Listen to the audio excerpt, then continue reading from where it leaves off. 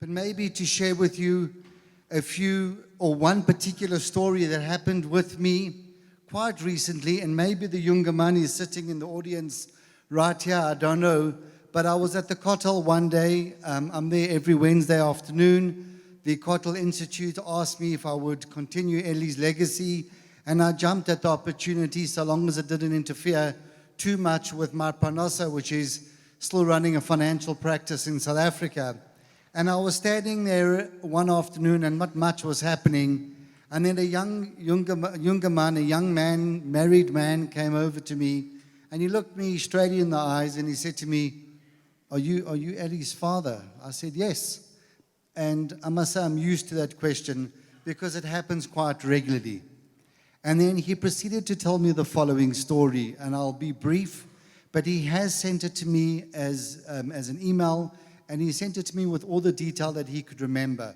But very simply, he would come down to the Kotel whenever he had a spare time. He had two times in the afternoon that he would set aside to come down and help with Mivtza Tfillin, to help put on Tfillin at the Kotel. And one day when he had finished doing his little stint, he sat at the side and he was saying Tfillin by himself. And he said that the guy who was working for the Kotel organization who had seen there before looked over and looked at what he was saying in Tfillin and said to him in Yiddish that this is the Rebbe's kapitel. And he looked up at Eli, quite surprised that he knew that it was the Rebbe's kapitel, and maybe more surprised that he could speak Yiddish, which wasn't such a surprise because in South Africa we speak a second language called Afrikaans, which is a Germanic language, and therefore the syntax is very similar and the words are similar. So it's quite easy to learn, but Eddie was good at languages. And from there, they sprung this incredible relationship where every time this younger man would walk past, Eli had a Lukutei Sichas open, and they would discuss the particular Sicha. They would discuss particular Inyanim and Chassidus. Eli had an incredible mind and an incredible memory. And when he asked him, what halakim are your favorite? He said, Aleph, Beis, Gimel, and Daled. Why? Because they're fundamental. And some of them are in Yiddish, so Eddie was able to learn them. And the younger man then goes on to say that one day he came to learn in Tzemach Tzedek, where he learned every day in Kolal, and the old city was closed. And something cold ran through his body, because not only was it cold, but Zakah was there. And as we know, Zakah doesn't arrive unless they need to be there. And as the day unfolded, he heard that this person who was killed in the old city, in Rehov Shalshelet, had a Lukutei Sichas in his bag. And he says clearly in his message that most people have Lukutei Sichas either at home or in their place of study. Very few people walk around with a Lukutei Sichas. That sefer is now on our shelf. It's actually on my son's shelf with a bullet lodged in it.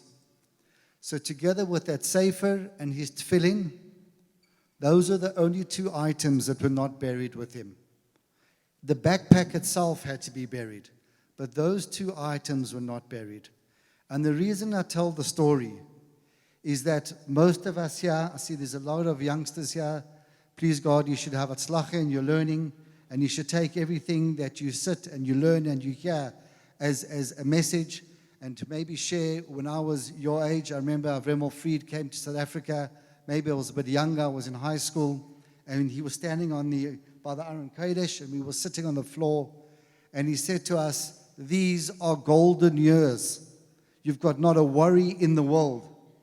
Take them, grab them, run with them. And it's been a mantra that I've really tried to share because it was so true, and I only realized that once I was out of those golden years. But today, we have the entire sacrifice that the Alter Rebbe made for us, 53 days, plus those of us who know the story, the tremendous suffering that he had shortly after his release, which was around about this time of the day, where he went to someone's home who made him unwelcome. And the Alter Rebbe was very, very pained by that. But for all that sacrifice, today we have everything that we want right at our fingertips. Torah, Chassidus is right there. But without Avos Yisrael, it doesn't have the wings that the Baal Shem Tov spoke about to take it, the Ava and the Yira to take it to Shemayim. What we saw here today are those wings, are those energy, is that chayas that the Torah needs in order to go forward. So, as Eli carried Chassidus with him, we should carry Torah and Chassidus with us, whether electronically or in printed form. But most important, you need to have the Avos Yisrael to give it the wings to fly, to soar heavenwards, and to be Mekabel in Shemayim. Thank you very much for your time. Thank you very much for listening. Rabbi and Rebbetzin Kanterman, thank you for shaking Yerushalayim this evening, for bringing the Rabbein to us in this hall.